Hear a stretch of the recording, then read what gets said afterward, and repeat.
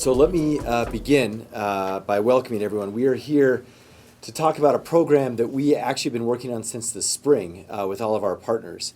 Now, we understand timing-wise, this can't come soon enough. We need this desperately in our community. I think some silver lining is that we have been working on this, and we had planned on rolling this out now in any event. And of course, we know that over what we've seen this fall, again, it's needed more than ever. So we're going to tell you a little bit about this program because it is very significant, it's very long-term thinking, and it touches in a lot of areas. We are going to spend a little bit of time going through what it actually is. And so let me begin by highlighting a couple of folks who are here. We have lots of partners. I just want to introduce them. They're not going to be speaking. Those who are speaking, we'll hear from in a little bit. But we have folks from our Attorney General's office. Maybe just give us a wave. I guess I'm right over there. Thank you. And then as well as our DA's office. I think we have Chuck here. Nice. And also the OSI. I think I see Team OSI. So Superintendent of Insurance, the Auto Theft Division, and Bernalillo County Health Council. I know it's their leader's birthday.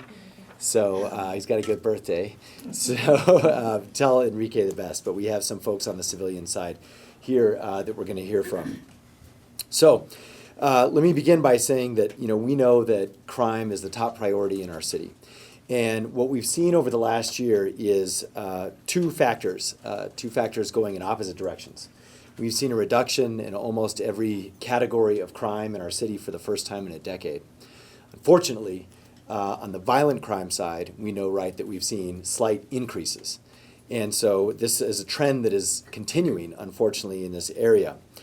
Now, we also know that violent crime is also very different than almost every other type of crime.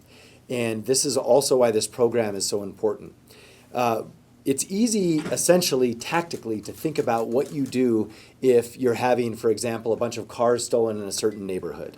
You set up a tactical plan and you deal with it. Even in some ways, if you have a concentration of where narcotics are being sold, you can sort of work on that. Violent crime is very different. It's that notion of a crime of passion. It's in a situation where often it has to do with things like, obviously, addiction or related transactions to accommodate your addiction. But it also often is combined with domestic violence, which is one of the hardest things to deal with. So this is a situation where essentially just throwing a bunch of officers or something like that in a particular neighborhood isn't really going to do anything. And I think this map over here is a good example, which folks can zoom in after. A lot of folks will say, well, why don't we just have more police cars in a certain neighborhood because we had a homicide there? This is where we have to be brutally honest with where we're at as a city. This reflects, these dots are the violent crimes in our city. They're everywhere. There's no way you can just all of a sudden have someone on standby waiting for a violent crime when you have a map like this. This is also why the kind of one-time operations where we go after a bunch of folks for low-level crimes at a particular intersection, those can be very important, there's no doubt, especially when it comes to quality of life issues and things like robbery and so forth. But for violent crime, it just doesn't impact this. This is a much different problem, and it's a much, much harder problem to solve. Now, other cities have dealt with this, and unfortunately, our city and our community as a whole in central New Mexico, we are way behind when it comes to dealing with issues around violent crime. However, this means there are a lot of cities to learn from, and so what we are initiating today is our Violence Intervention Program. We're going to tell you in detail what that is, but it is the result of now almost 9 months of learning from multiple cities around the country. This is the only concept that has shown literal decreases in violent crime across the country. Now, it might only be 10% or 20%, but we know that in our community, we will take that right away. And so for us, at least, it might be new for our community, but this model is not new for America. In fact, it's what's driving down violent crime in most major cities in our country. Now, we know as we do this, there are some other things that are, of course, happening. We know that we have our SHIELD unit, which is trying to work on the prosecution side with our DA's office. This is a team of paralegals set up to essentially make better cases as they get handed over to our DA's office. We know that we still have to work on our connection in terms of evidence with respect to weapons that are used in crimes. That's the NIBIN's unit that we've reactivated that is working with all our law enforcement partners. These are the things we have been doing, but underneath all of that, we know that we are still drastically understaffed. And this is something I've been saying for 3 years, and I'm going to keep saying it until we actually can resolve this staffing issue. But I will tell you, we came into a department roughly 730-something cops. When I was in high school, now 25 years ago, we had like 1,140-something. There is no way we have an adequate force right now to deal with crime in our city. Now, we are committed to adding 400 more officers, and we said we're going to do that 100 per year. We met that goal last year. We're on target to do that this year. But our department is going to continue to be stressed and stretched until we actually meet that goal. Now, luckily, we do have partnerships that we're going to talk about here, which do a critical job of enabling our department to even function at this staffing level. Because when we're talking about dealing with these specialized issues, it takes resources. There's no denying that. That is just a fact of where we're at in today's police department. Good news, we've got those additional 100 on the streets. We've got another 100 on the way, and we feel good about that chunk, and then we'll work on the next 100 after that. Now, I also want to mention the difference between some of the causes of violent crime versus others in many ways. We do know where we've been at as a city. We are coming out of the dismantling of our behavioral health and addiction program. And this is the one notion that I think now most folks agree with. There is a direct correlation with the sharp increase in crime and the dismantling of our behavioral health and addiction programs. We also know that it depends on which crime you're looking at, but the majority of violent crimes are in one way drug, transactionally, or using related. And so this is a key component of violent crime, along also, of course, with a weapon, typically a gun, which makes it a homicide, and often and many times situations of domestic violence as well, as I mentioned. So for us, we've got to deal with these large issues around addiction. We're going to talk a little bit about that at the end and a little bit about what we're trying to do with our state and the upcoming legislature. But we also know we've got to deal with the resource constraints. But in the meantime, we have to take action in a different way against violent crime. And so historically, the idea that somehow we can just all of a sudden have some sort of blitz or tactical operation that is going to change this trend in violent crime, unfortunately, it is so much worse than that. It's going to take a sustained, long-term effort doing things differently than we have done before. And that's what this violence intervention program is all about. So let me highlight a couple of other things. When it comes to violence, there's also a strong correlation with age. You can see here that basically this is about young people. So almost the majority of the homicides are 30 and under. And you see this too with, right here, this is homicide with a firearm. And this is offenders versus victims. And that's good. I'll talk about the connection between these two. But see how these two charts are almost identical? This is the key policy piece behind and philosophical piece behind violence intervention. The idea is that violence is usually in some ways reciprocal. So the offender then becomes a victim, and the victim often becomes an offender. It's about dealing with this notion of retribution, which actually escalates and amplifies violent crime. This is the basis for every program like Ceasefire, which is a component of what we're doing here. But when you hear all across the country, all of these violence intervention programs are based on essentially reducing that connection right there. And so this is what we have not been doing as a team historically in our city until this program. So the VIP program is a new division in APD. It's also coordinating a host of activities with our partners that you're going to hear about. It's staffed with its own commander. This is, again, a new division with actual resources that is dedicated for one purpose, which is this violence program.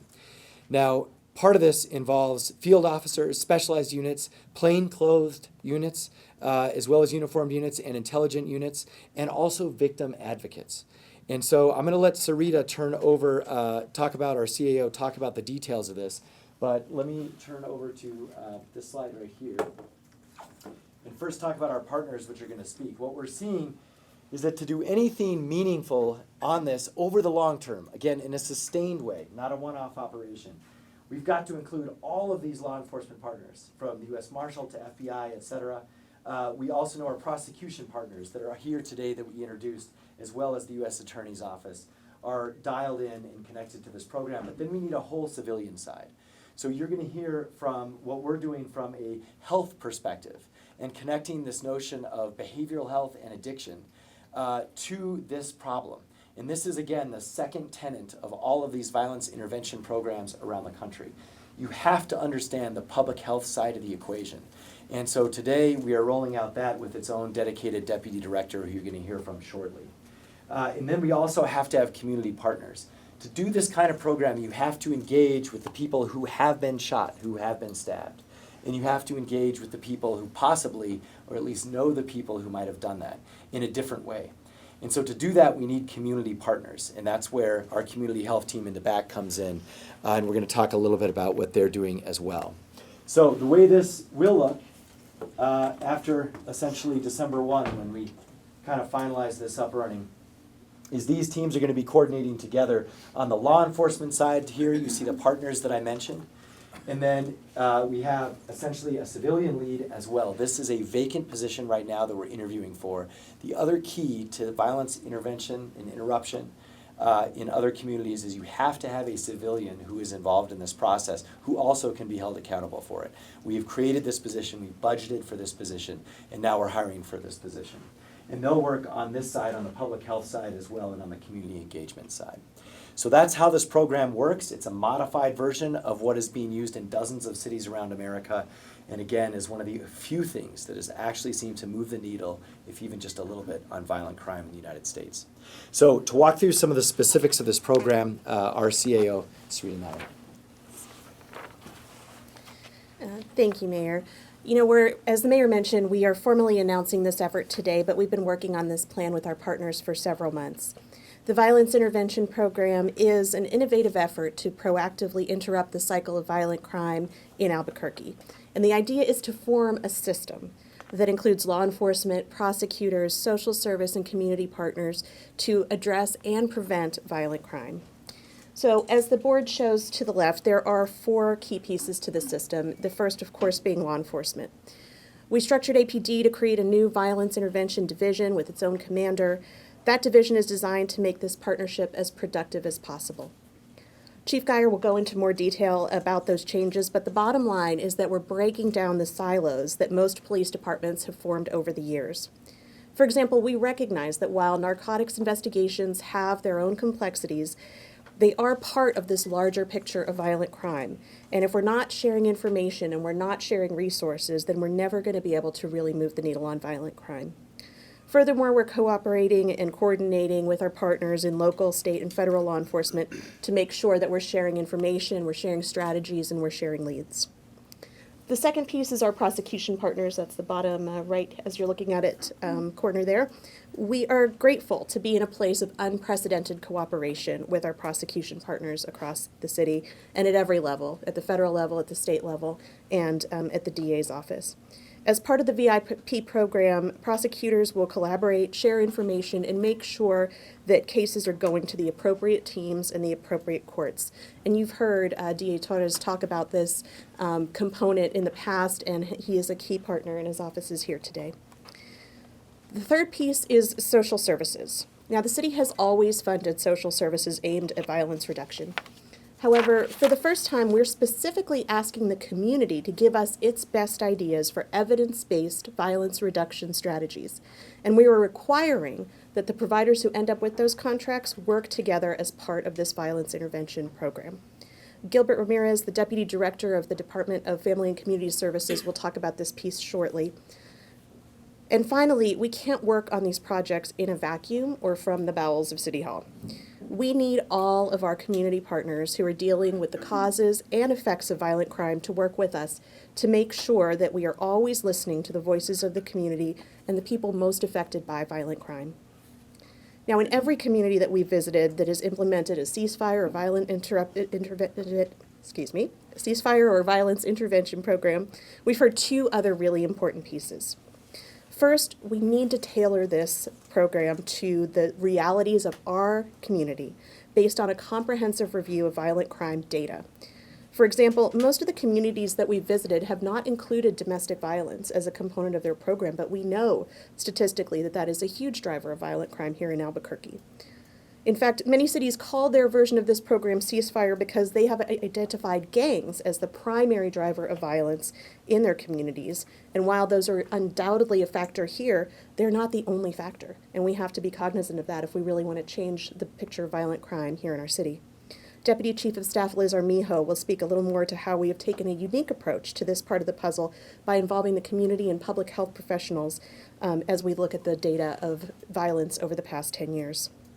And finally, those communities who have moved the needle on violence tell us it is absolutely necessary that the people who are involved in this work have access to the top level of decision makers. So as the mayor mentioned, we've created a position to manage the violence intervention program who will report directly to the mayor's office and also to the chief of police, and will coordinate these 4 key areas of the violence intervention program. An initiative this critical cannot be buried in an organizational chart at APD or anywhere else in City Hall. So to talk a little more about the enforcement piece, I'll turn it over to Chief Michael Geyer.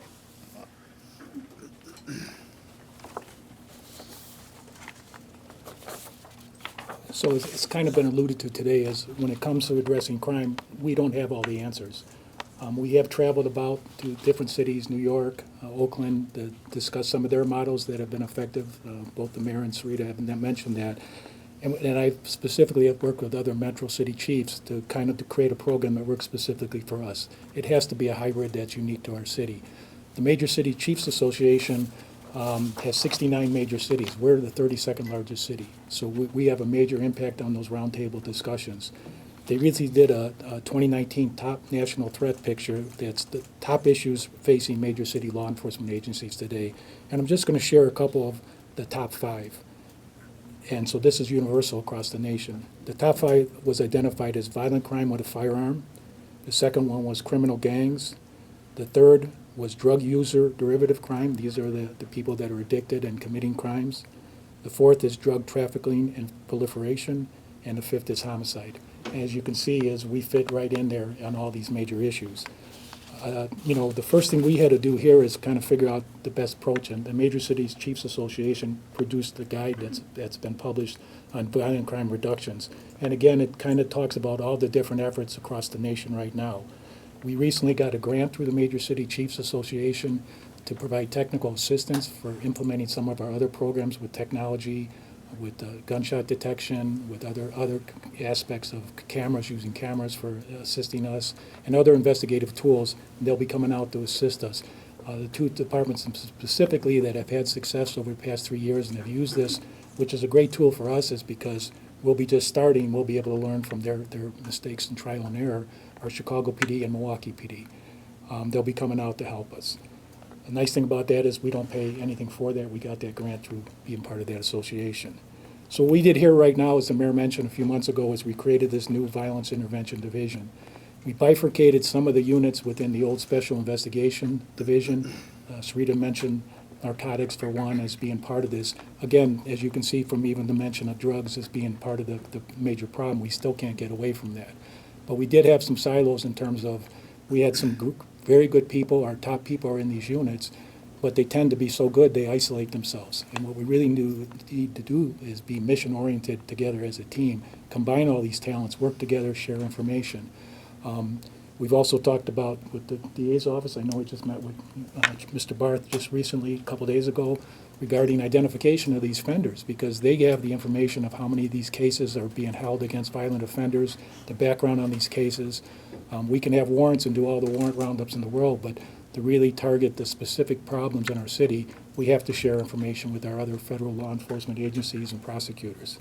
So what we've done different is we try to remove that by creating this information sharing on a regular basis, daily if possible, before we go out each day. It can't just be, piecemeal hit and miss. And so the unit specifically, the division itself, we've kind of brought in a couple of changes, but everything with gun-related issues is brought into this. So we have a component with gangs in the NIBIN's unit that does the tracking of those casings and that identification system. We have a gun violence reduction unit, which actually is going to investigate some of these shootings and help us with that. Again, all gun related to gun crime. We have our investigative support unit, as well as our auto theft unit as well, because that is the nexus to a lot of these offenders, is that's their mode of travel. And so bringing those units under one commander, bifurcating some of the other units like narcotics and vice, which are also related, create more of a unified approach if they all work together, because they all have their specialty, but we really need to bring that together. And the mayor mentioned, the field officers as well, and so did Sarita, the forensic techs, because we have the NIBINs as part of the scientific lab as well. There's a component that all, as a team, we have to put this together. We've created this civilian review, video review unit, which is something like what we see that on neighborhood associations, the Ring camera, for example. There's a lot of data out there in cameras, and usually it takes the investigators have plenty on their hands. We have a specialized unit that will go out and find all the cameras, identify whatever footage we can, and take that time to review it. Maybe hours of video that will save the investigator and the other detectives to go out and do their job. So that's a huge big. And again, we've done a lot with the DA's office and other entities to increase our investigation through our homicide to get better prosecution. We can learn every day from people around us that have done this or have the insight to be able to help us get these people off the streets through a better case preparation. And places like the SHIELD unit in our own division can help us prepare that through, a better report taking and whatnot. These officers in this division are also going to take citywide responsibility for some of these new initiatives, like the Party Intervention Program, the RAD program, which is a diversion program for youth related to that, and the new Metro 15, which I believe we're announcing next week, which is an identification of the top 15 offenders and the ones that we need to target, is, again, based on the information we're receiving from our partners. So now Deputy Chief Liz Armijo will highlight some of what we're using as far as data to drive our law enforcement strategies.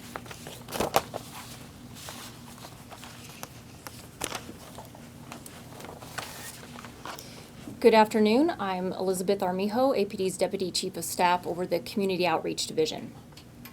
So our Real-Time Crime Center, or the RTCC, has developed an innovative strategy involving the community and looking at violence from a public health perspective. The Real-Time Crime Center is supporting the Violence Intervention Program by conducting an in-depth analysis to identify who in our community is most at risk of becoming not just an offender, but a victim of violent crime. In August of this year, the Real-Time Crime Center began a partnership with community health professionals and subject matter experts in data analysis who have volunteered their time and knowledge to help the city identify what and understand what is driving our gun violence. This analysis partnership is conducting now a historical review of crime data all the way back to the year 2003. The partnership will include the development of tools and processes within APD records and provide quick results for determining at-risk shooting victims and offenders. The partnership will also conduct a network analysis of victims and offenders to help us inform our investigative strategies. As law enforcement, we often focus on offenders and we look at the offenders after they commit crimes. But we've learned through just looking at this picture overall that we now have to come up with strategies that help people also become less victimized. So that's a huge component of what we're looking at as well. Our process is also unique because we've included a community outreach component in our analysis. The Bernalillo County Community Health Council, which is one of our strongest partners, has been extremely helpful to inform our understanding of how the community feels about gun violence and what strategies they believe will be most effective in helping us end the cycle of violence here in Albuquerque.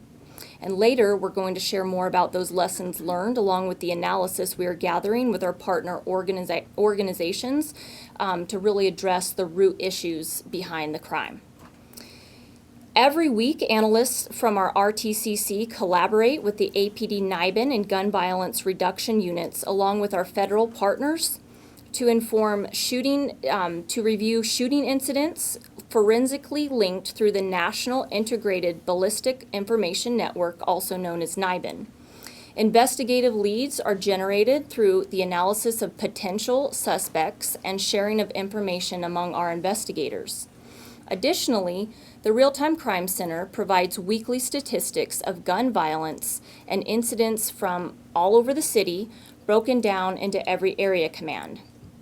This helps us to identify whether we've got an increase or decrease in our shootings, where they're occurring, and just look at the overall data across the city. The statistics are also going to be used as part of APD's Duke City Stat meetings, and that's a process where APD Command is able to look at data and measure our effectiveness as an agency for deterring crime. Based on the CommStat model, Duke City Stat will provide APD Command an opportunity to examine a specific geographic area to identify tactics or techniques that are operating efficiently, as well as identifying potential areas for future improvement for our officers to identify. APD is looking to automate data within our records for providing better results, quicker results, and getting that information out to the community, but especially for determining who is most at risk of being a violent crime victim or offender. And then we can use that data to help us conduct better investigative strategies. So as you can see, this plan is really, its success determines is determining all of our partnerships and working together. And now you're going to hear from the Family and Community Services to have them talk about what they're doing. Say your name, too. Thank you. My name is Gilbert Ramirez. I'm the Deputy Director over Behavioral Health, Health and Wellness Programs for the City of Albuquerque under the Department of Family and Community Services. So thank you. I want to share that, addressing violence, particularly that associated to violence involving gun use, is very complex. What we know is that gun violence results in deep community trauma.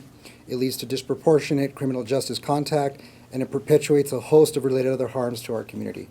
However, there have been tested violence reduction strategies and proven programs around the nation that have had success in lowering incidence and frequency of gun violence. Ceasefire program that was mentioned is a group violence reduction strategy used in Oakland, California. It's a comprehensive strategy that uses data-driven processes to identify the individuals and or groups at the very highest risk of gun violence in a city and engages those individuals in direct communication to inform them of their risks and oftentimes offer them support. The individuals are enrolled in services, supports, opportunities. It's really a harm reduction model that focuses on short-term reductions and gang group violence related reduction. Some of the key components to gun violence reduction models are, one, the data-driven strategies, much of what you've already heard earlier with regards to our city's collection and data analysis and trends that we are seeing that pertain to our local city. Two, direct communication with the highest risk groups and individuals, both victims and offenders, and making sure we're doing that outreach to them and notifying them that either we are aware of what is happening and or trends and that it's a concern. The piece the family community is very excited to be a part of is the services, supports, and opportunities. Individuals identified as needing urgent help and intensive interventions are offered an array of services and supports, including housing, employment, education, drug treatment, mental health services, case management, mentoring, street outreach, etc. So what we do know, based on the data that we've seen so far, is that high rates of violence extend itself to our youth and our young adults, those populations up to age 24. Family Community Services has issued a problem-based request for proposals asking for solutions to prevent and address gang, delinquent behavior, criminal involvement, violence and criminal acts by children, youth, young adults up through age 24. We're aiming for improved outcomes for youth who are at risk or have a documented history of gang involvement or association to delinquent criminal groups, history of engaging in delinquent behaviors, violence, including but not limited to violent crime and or gun violence. Up to $733,000 will be allocated for this innovative and collaborative solution to address these community issues. Problem-based RFP is basically asking our community to put forth their best foot and saying, what is the work that they do in the community as experts? How can they bring solutions and partner with the city and our other partners to address this issue in a very pro-social way? The RFP is currently on our city's website, and it actually is set to close as of November 26th, next Tuesday at the end of the day. It's been out for about a month. The respondents to this RFP will bring a social service lens that complements the violence interruption program, and it can include coordinating and connecting needed social services to those impacted, employment, education support, health and mental health services, outreach to our impacted communities and neighborhoods, which may include a restorative justice approach and access to other resources that address the social determinants of health. We're definitely going to be integrating our real-time data available from the city to develop a comprehensive and meaningful response to address this community violence. This funding is aimed at increasing public safety, and it'll be measured by being able to look at the outcomes, which is reduction in juvenile criminal justice system involvement and reduction or elimination of people who otherwise have been arrested, incarcerated, or in court. We realize there is strength in partnering with our community to address social issues like this. And we are excited to contribute to this effort by bringing in our community experts and resources to help us in addressing this issue and working toward a comprehensive strategy to make our community safer and support the healing that it needs to as a result of this issue. What we know based on our data is that although not all of our crime is committed by those young people who may have a gang association, but what we do know is most of it is being committed by men or young men toward other men, young men, women, or children. That common denominator is something that we need to address and that we hope we will receive proposals with regards to how do we do something better in our community to address it. Thank you. So before I close, too, just want to mention that Gilbert's role is something we created when we came in with an eye towards the challenges with respect to public health and addiction, behavioral health in our community. And so we're lucky to have a licensed social worker and somebody who has some actual knowledge in this in-house at the city. And so this is a way to fully utilize that civilian side that we've been working on and connect it with that criminal justice side. So to wrap up, I just want to reiterate that you've heard a little bit about these partnerships, but also about the tremendous shift in investment that we're making into this area. And so for us, I know also that no one elected official or no agency is enough to deal with this challenge in our community. It truly is going to take all of us working together. And in that spirit, we are, as we mentioned a couple of days ago, asking our legislature and our governor to step up as well. And we've been in communication with them, and it's really on two fronts. We're asking for a $10 million request to work on violence intervention programs both in central New Mexico and statewide, because this issue actually is something we believe we can mirror through the state police and mirror organizations in even small towns across New Mexico. But we also know we need help right here in central New Mexico. Now, to do this, we're also putting in a large ask to bridge all of the systems that all these departments use so that we're able to share this information in a way that allows us to both catch the people who did wrong, hold them accountable, keep them in court, and bring them to justice.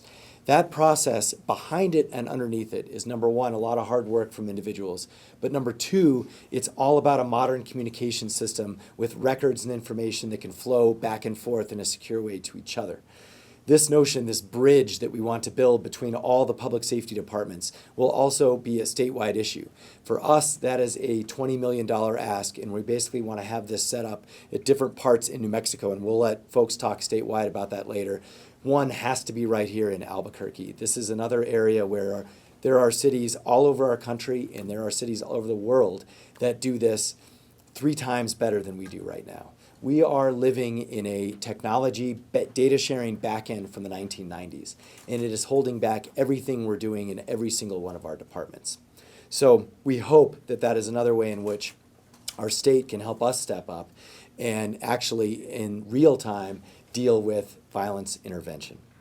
So for me, let me close by just saying that I want to remind everyone that we know that there is a strong connection to the majority of these homicides, these violent crimes.